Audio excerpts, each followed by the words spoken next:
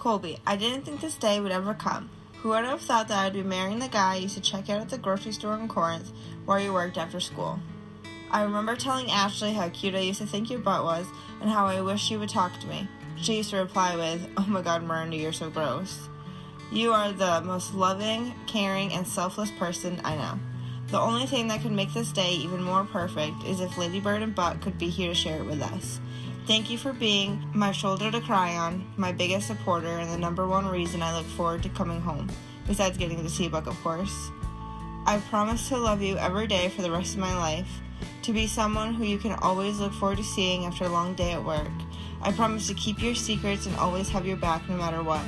I also promise to make sure you're the first person I call when I shoot the bigger buck than you every deer season.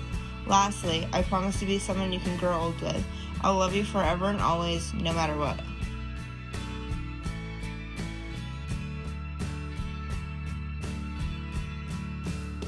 Miranda, I vow to always love you and be there for you each and every day. You are the first person I want to see in the morning and the last one I want to see at night.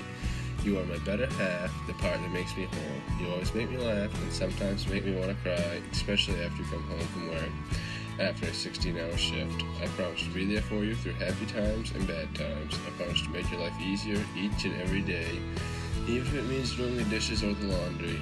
Miranda, you are my soulmate. You are the one I want to grow old with, the one I want to start a family with. You make me want to be the best man I can be, the best version of myself. You give me strength that gets me through even the toughest of times. I promise to learn from you each and every day, even if that means you showing me how to hunt. Apart, neither of us is perfect, but together we are. I know we have our fights and miscommunications, but there's no one else on this earth I'd rather fight with more. I love you, Miranda Faye, and I always will.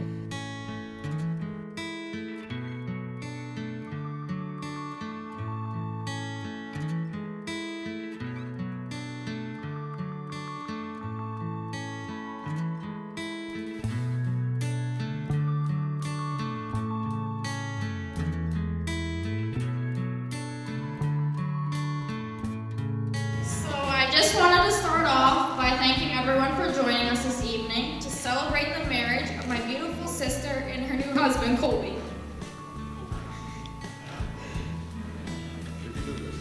I waited until the last minute to write this speech, even though I had told you, Miranda, that I had completed it a month or so ago.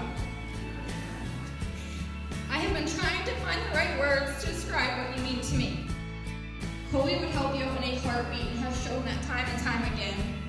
He is always there no matter what crazy, drunken, or stupid situation we find ourselves in.